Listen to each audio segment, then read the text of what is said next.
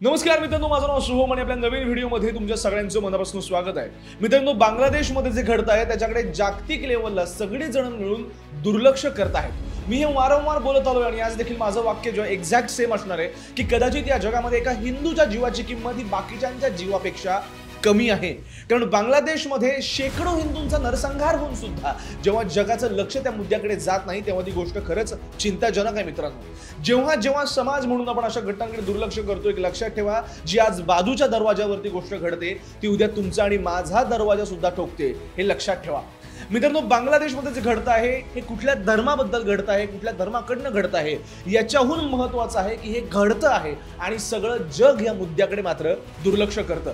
पॅलेस्टाईनमध्ये जो हिंसाचार होतोय त्याचा देखील मला विरोध आहेच, मात्र त्याच्यावर जो आक्रोश व्यक्त भारतीय माणसं करतात तेच तीव्रता, तेच प्रमाण जेव्हा आपल्याच बाजूच्या देशातल्या हिंदूंवरती होतं तेव्हा मात्र आपल्याला दिसत नाही। ही एक आपली समाज म्हणून शोकांतिका आहे। बांगलादेशमध्ये जी गोष्ट घडली, किंबहुना ज्या लोकांनी तिथल्या लोकांना मदत केली या रेव्होल्यूशनसाठी, त्यांना सुद्धा याची खूप मोठी किंमत ही मोजावी लागली आहे। आणि अशा घटना आपल्या भारतामध्ये, बंगालमध्ये घडल्या, काश्मीरमध्ये घडल्या, केरळमध्ये घडत आहेत, आज बाजूला बांगलादेशमध्ये घडत आहेत। तरी हा झोपलेला हिंदू समाज याला कधी जाग येईल हा प्रश्न सतत माझ्या मनामध्ये रोज डोकावत राहतो।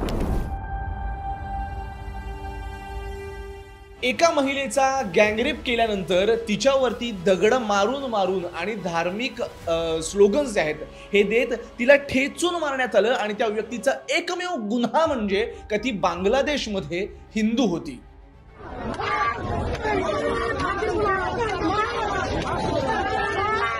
आपण जेव्हा कॉलेजेसमध्ये शिकतो आपल्याला कळतं की कॉलेजमध्ये वेगवेगळ्या धर्माची वेगवेगळ्या ठिकाणांनी लोक एकत्र येऊन शिकत असतात, मात्र बांगलादेशमधल्या रॅडिकल लोकांनी हे देखील लक्षात घेतलं नाही।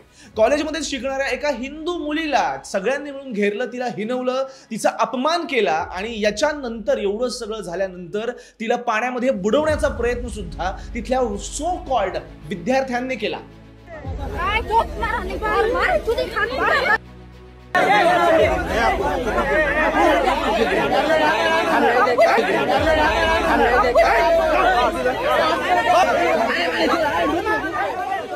If this is not a Hindu genocide in Bangladesh, then I don't know it is what. जेव्हा जेव्हा बांगलादेशमध्ये सरकार पडतं, जेव्हा जेव्हा बांगलादेशमध्ये पॉलिटिकल इन्स्टॅबिलिटी येते, तेव्हा तेव्हा तिथल्या फक्त मायनॉरिटीजला आणि खास करून हिंदूंनाच याची किंमत आपला जीव देऊनच गमवावी लागते। अजून किती लोकांचा बळी गेल्यानंतर एक आपल्या डोक्यातली हिंदू एकता जी आहे ही जागी होणार आहे, हे माझ्या कल्पना शक्तीच्या पलीकडचा पडलेला मला प्रश्न आहे। हा एक व्हिडिओ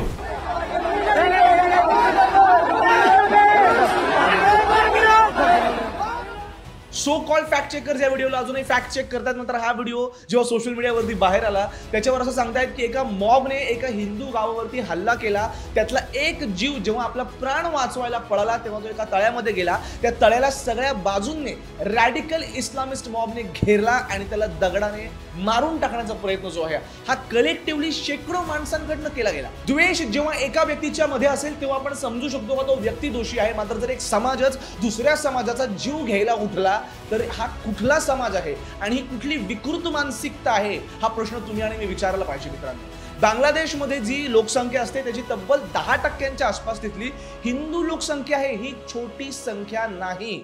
तब्बल 1.5 ते 2 कोटी हिंदू जर बांगलादेशमध्ये राहतात आणि त्यांची जर ही अवस्था असेल तर एक जग म्हणून 1.5-2 कोटी लोकांचा आयुष्याचा प्रश्न असताना किती सोयीस्कररित्या आपण दुर्लक्ष करतो। शोकांतिका ही सुद्धा आहे की एक गोष्ट नेहमी लक्षात ठेवा, धर्म ही माणसं एकत्र यायचं उत्तम साधन असतं। त्यामुळे जिथे जिथे धर्म पंथ आहे तिथे तिथे माणसांमध्ये एकी दिसते, मात्र हीच एकी हिंदूंमध्ये आपल्याला 1000 वर्ष अगोदरही फार दिसली नाही आणि आजही दिसली नाही।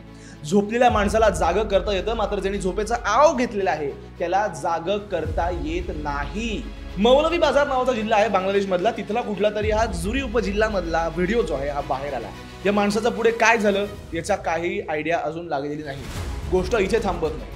क्रूरतेच्या आणि माणसाला लाज वाटेल अशा असंख्य गोष्टी ज्या आहेत या अवघ्या काही तासांच्या आत बांगलादेशमध्ये झाल्या। दंगलीमध्ये एकाचा जीव घेतल्यानंतर त्याची पॅन्ट काढून सुद्धा बघितलं गेलं की मेल्या गेलेल्या व्यक्ती हिंदू आहे का मुस्लिम आहे। अनेक मीडियाने याला कव्हर करायचा प्रयत्न सुद्धा केला। किती विकृत मानसिकता आहे तुम्ही विचार करा। जर दंगलीमध्ये कोणत्या निष्पाप माणसाचा जीव गेला त्याचा फक्त एवढाच दोष की तो बांगलादेशमधला हिंदू आहे, मात्र तो मेला तो खरंच हिंदू होता का नाही हे बघण्यासाठी त्याचे तिथे कपडे काढून कोण मेला आहे नेमकं हे सुद्धा बघायचा लाजिरवाणा प्रकार हा बांगलादेशमध्ये घडतो। आणि मग हिंदू घरांवरती सामूहिक हल्ले करणं, आपल्या बाजूला वर्षानुवर्षापासून आपण ज्यांच्यासोबत राहतो त्यांनीच आपली टीप देऊन आपल्याच घरांवरती पुन्हा एकदा हल्ले करणं, असं म्हणत म्हणत गावाच्या गावं पेटवली गेली बांगलादेशमध्ये स्टुडंट रेव्होल्यूशनच्या नावाखाली। एक व्हिडिओ मी तुम्हाला इथे दाखवू देखील शकत नाही। एका महिलेचा व्हिडिओ बांगलादेशमधून बाहेर आला, ती हिंदू आहे, तिला तिच्याच काही मित्रांनी मैत्रिणींनी इतके वर्ष जे बरोबर राहिले त्यांनी तिला धरलं, एका महिलेनेच दुसऱ्या महिलेचे कपडे काढले, असंख्य लोकांनी तिच्या शरीरावरती तुटून पडण्याचा प्रयत्न केला, तिथे तिची लैंगिक शोषण करण्यात आलं आणि एवढं झाल्यानंतर तिला मारून टाकण्यात आलं। तो व्हिडिओ बघितल्यानंतर माणूस म्हणून स्वतःला घेऊन यायची लाज वाटेल तुम्हाला, आणि आपण कोणत्या माणसांसोबत राहतो, ही कुठली मानसिकता या जगामध्ये पाळतो आहोत, हा प्रश्न तुम्हाला देखील पडल्याशिवाय राहणार नाही। अतिशय विकृत व्हिडिओ। आणि बांगलादेशमध्ये ह्या गोष्टी घडल्यानंतर एक गोष्ट जी माझ्या मनामध्ये पडते की एरवी आपण असं म्हणतो ना की पुरुष लैंगिक शोषण करतात, पुरुष महिलांवरती अत्याचार करतात, मात्र धर्म अंध लोकही इथे चक्क स्त्रियांवरती अत्याचार करायचे असंख्य प्रकार आहेत हे सुद्धा समोर आले। जसं की ह्या व्हिडिओमध्ये देखील जिने कपडे फाडले ती सुद्धा एक मुलगीच होती। This is a systematic massacre of Hindus in Bangladesh. This is not a student revolution. एका रेव्होल्यूशनचा आकार देऊन, एखाद्या क्रांतीचं स्वरूप देऊन फक्त ही ब्लाइंड हिंसा आहे जी हिंदूंच्या विरोधात होती आहे। असंख्य हिंदूंनी आतापर्यंत या रेव्होल्यूशनला सपोर्ट देखील दिला। बांगलादेशमधल्या मुसलमानांना काहीतरी फायदा व्हावा त्यांच्यासाठी असंख्य हिंदूज जे आहेत हे देखील काम करत होते। जी गोष्ट आज आपल्या देशामध्ये देखील आहे की असंख्य मायनॉरिटीजचे काही लोक जी आहेत ही देश हितासाठी, समाज हितासाठी काम करत असतात। मात्र या सो कॉल्ड स्टुडंट रेव्होल्यूशनवाल्यांनी त्याची देखील दखल जी आहे ही घेतलेली नाही। राहुल आनंद एक लेजेंडरी बांगलादेशी म्युझिशियन आहेत, त्यांचं जगभरामध्ये नाव आहे मित्रांनो। स्वतः एक लेफ्टिस्ट आहेत, असं असंख्य वेळेस पब्लिकली जे आहेत त्यांनी असंख्य ओपिनियन्स ही देखील मांडली आहेत। या स्टुडंट रेव्होल्यूशनच्या ते सपोर्टमध्ये देखील होते। मात्र केवळ तो व्यक्ती हिंदू आहे म्हणून रेव्होल्यूशन झाल्यानंतर त्यांचं ऐतिहासिक 140 वर्ष जुनं घरावरती हल्ला करण्यात आला आणि ते घर पेटवण्यात आलं। फ्रान्सचे जे राष्ट्रपती होते इमॅन्युअल मार्कम, त्यांनी सुद्धा त्या घराला काही महिने अगोदरच भेट दिली होती। It was a legendary house. त्या वास्तूची, त्या व्यक्तीची विचारधारा जरी आपली सारखी असली तरी केवळ तो हिंदू आहे म्हणून त्याचं देखील घर सोडलं। ज्योतिका बसू चॅटर्जी एक खूप मोठ्या सोशल वर्कर बांगलादेशमधल्या, ज्यांनी असंख्य महिलांसाठी वर्षानुवर्ष काम केलं। जेव्हा ही रेव्होल्यूशनची परिस्थिती नव्हती तेव्हा स्थानिक लोकांना काही मदत लागली तरी प्रत्येकाच्या तोंडात मुखात एकच नाव होतं, ज्योतिका बासू चॅटर्जी। मात्र जेव्हा हे रेव्होल्यूशन घडण्यात आलं तेव्हा केवळ त्या हिंदू होत्या म्हणून त्यांच्यासोबत काय करण्यात आलं आणि त्यांच्या मनात काय यातना आहेत या तुम्हाला त्यांच्या डोळ्यात स्पष्ट दिसतील।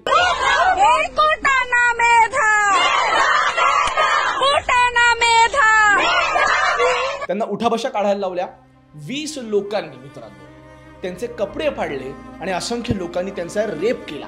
हे सगळं झाल्यानंतर त्यांना जिवंत पेटवण्यात आलं। त्यांचा भाऊ जेव्हा मदतीसाठी आवाज उचलत होता, मदत मागायचा प्रयत्न करत होता, इव्हेंच्युअली लोक भावापर्यंत देखील पोहोचले आणि त्या भावाला सुद्धा जिवंत जाळून टाकण्यात आलं। ज्योतिका बसू चॅटर्जी ज्या बांगलादेशमधल्या लोकांसाठी वर्षानुवर्ष सोशल वर्क करत होत्या, तिथल्या समाज हिताचं काम करत होत्या, त्यांना त्यांच्या जीवाची किंमत फक्त हिंदू आहेत म्हणून मोजावी लागली आणि ही गोष्ट नाकारता येणार नाही। हे होत असताना लहान मुलं, मोठी माणसं, पुरुष, स्त्रिया हे सगळे हसत होते आणि हिणवत होते ज्योतिका बसू चॅटर्जी यांना। त्यांचा काय दोष? केवळ बांगलादेशमध्ये एक मायनॉरिटी हिंदू होत्या म्हणून मी हे वारंवार म्हणत आलोय। ज्या ज्या लोकांना असं वाटतं की या देशामध्ये मायनॉरिटी सुरक्षित नाही त्यांनी एकदा दुसऱ्या देशात जाऊन राहावं, तिथं जगावं आणि मग बोंबलावं। तुम्ही एक विचार करा, आपल्या देशामध्ये विभिन्न प्रकारची धर्माची लोक आहेत, थोडंफार पुढे मागे सगळ्यांचं होत राहतं, मात्र जेवढी शांतता मायनॉरिटीजला या देशामध्ये मिळते केवळ हिंदू मेजॉरिटी असल्यामुळे तेवढी जगाच्या पाठीवर दुसरीकडे कुठेच मिळू शकत नाही, हे मी ठामपणे सांगू शकतो। आणि सेक्युलर असल्याचीच किंमत जी आहे ही हिंदूंनी बांगलादेशमध्ये मोजलेली आहे। अति शहाणपणा माणसाला घेऊन डुबतो हे पुन्हा एकदा सिद्ध झालेलं आहे बांगलादेशमध्ये। आणि कसं आहे, केवळ हिंदूच आहेत बांगलादेशमधले किंवा गरीब आहे बिचारा बांगलादेशा देश, तिथल्या लोकांच्या जीवाची काय पर्वा। संजय दत्तला जेव्हा आतंकवादी आहे म्हणून अटक करण्यात आली तेव्हा या बॉलिवूडवाल्यांचे पुळके उठले होते आणि सगळा बॉलिवूड त्याच्या अटकेच्या विरोधामध्ये प्रदर्शन करत होता। मात्र जेव्हा बांगलादेशी हिंदूंना घरात घुसून मारून टाकण्यात येत आहे, तिथनं मदतीसाठी आवाज उचलला जातो आहे, तेव्हा हे सो कॉल्ड सेलिब्रिटीज जे आहेत त्यांच्या तोंडावरती ॲज युजुअल पट्टी लावलेली असते। मी हा व्हिडिओ बघणाऱ्या प्रत्येक व्यक्तीला एक भाऊ म्हणून कळकळीने विनंती करतो की तुमच्या प्रत्येक आवडत्या इन्फ्लुएन्सरला, प्रत्येक आवडत्या आर्टिस्टला तुम्ही मेसेज करा, त्यांना तुम्ही सांगा की या मुद्द्यावरती आवाज उचलायची गरज आहे.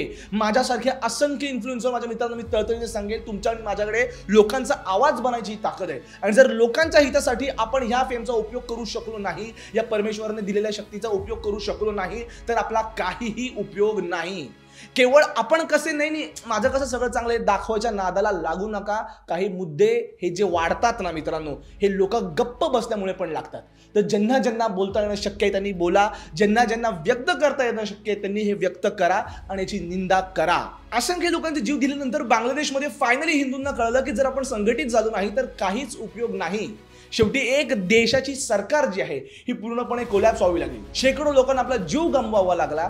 घरात घुसून जेव्हा अत्याचार व्हायला लागले, महिलांचे अत्याचार व्हायला लागले, पुरुषांना जेव्हा मारून टाकण्यात आलं, तेव्हा झोपलेल्या बांगलादेशमधल्या हिंदू समाजाला एकीकरणाची जाग आली आणि शेवटी का होईना डोळे उघडले आणि एकत्र येऊन आता नवीन सरकार पुढे काही मागण्या ज्या आहेत ह्या त्यांनी मांडलेल्या आहेत. या सगळ्यामध्ये असंख्य हिंदूंच्या प्रॉपर्टी ज्या आहेत ह्या सुद्धा लुटल्या गेल्या. घरात घुसून जबरदस्तीने सह्या घेण्यात आल्या, त्यांच्या जमिनी हडपण्यात आल्या. तर एक मायनॉरिटी कमिशन बसावं ज्यांनी तिथल्या बांगलादेशमध्ये हिंदू ज्यांच्यावर अत्याचार झाला त्यांना न्याय मिळवून द्यायला मदत करावी, अशी एक प्रमुख मागणी तिथल्या हिंदूंनी सध्या केली. हिंदू कल्याण ट्रस्टला ऑटोनॉमस बॉडी म्हणून मुक्तता करावी, बांगलादेश सरकारच्या अंडर ती नसावी, ही दुसरी प्रमुख मागणी जी आहे ही तिथनं करण्यात आली.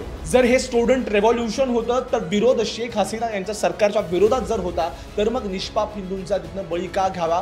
का बरं मंदिरांमध्ये जाऊनच दगडफेक आणि मंदिरांची तोडफोड करण्यात आली? ते 5-6 लोक कुठल्या तरी मंदिरासमोर जाऊन उभे राहिले आणि मंदिर वाचून उभे राहिले, हे फॅन्सी टर्म्स मला सांगू नका.